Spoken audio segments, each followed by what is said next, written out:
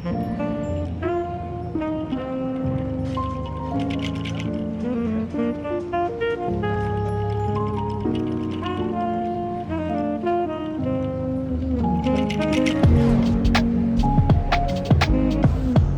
in late 2019, I flew on a Delta A220 from San Francisco to Seattle, and I took some footage along the way.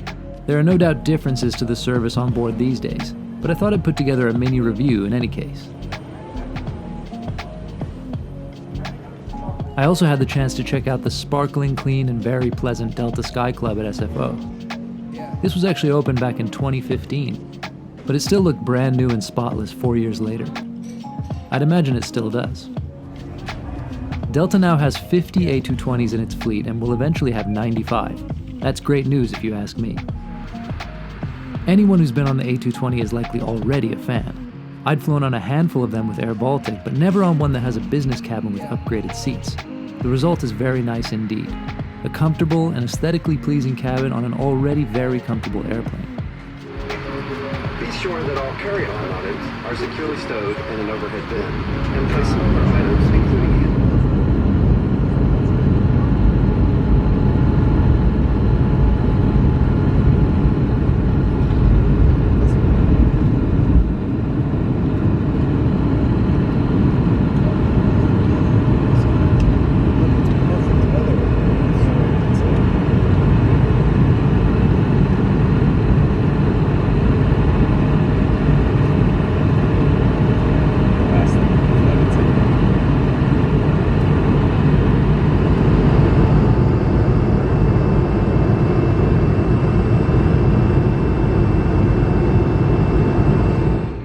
Although I'm a big fan of the A220, I don't find it to be as quiet as some people claim.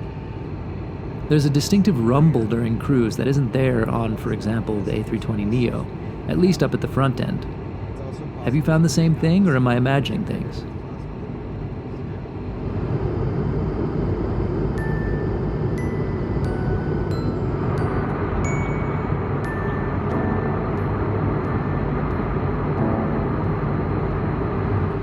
Two-by-two seating up front is the same as you'd get on a 737, and the A220 is a narrower plane. So you have less seat width up front here, but it's plenty comfortable for short flights regardless. I think because it's made up for by the very nice cabin and especially the bigger windows that fill the cabin with light. You've got reasonable legroom, the usual domestic flight standard in the US, I would say. You've also got a nicely laid out seat with a spot to put a water bottle, a little space for a drink on the armrest, and a nice big seat back screen. The blue leather seats are comfortable and nice to look at, and the red Delta logo looks great too. The tray table pops up like this.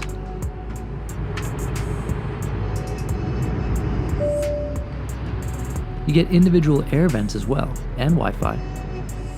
You even get a pretty good selection of in-flight entertainment, which seems luxurious on a plane that mostly does quick hops around the US. There's also mood lighting, which I always appreciate. Again, the current food service on this route is likely different, but the breakfast service in this case was just fine. Nothing too memorable, but not too bad either.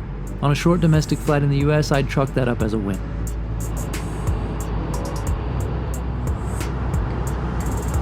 We enjoyed some great views on the way up, and then after a little while we began the descent into Seattle.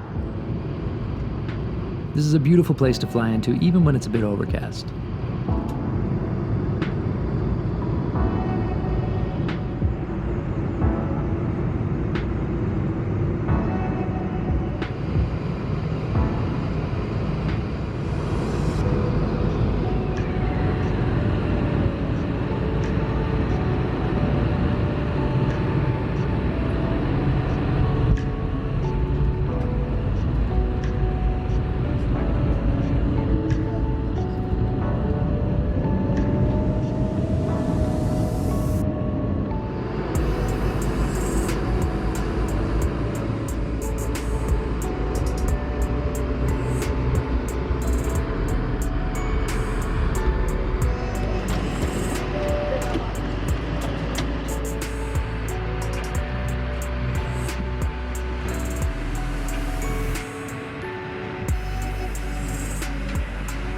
And that's about it. I hope you enjoyed this quick trip on the Delta A220. And don't forget to leave a comment below. Let me know your thoughts on the A220.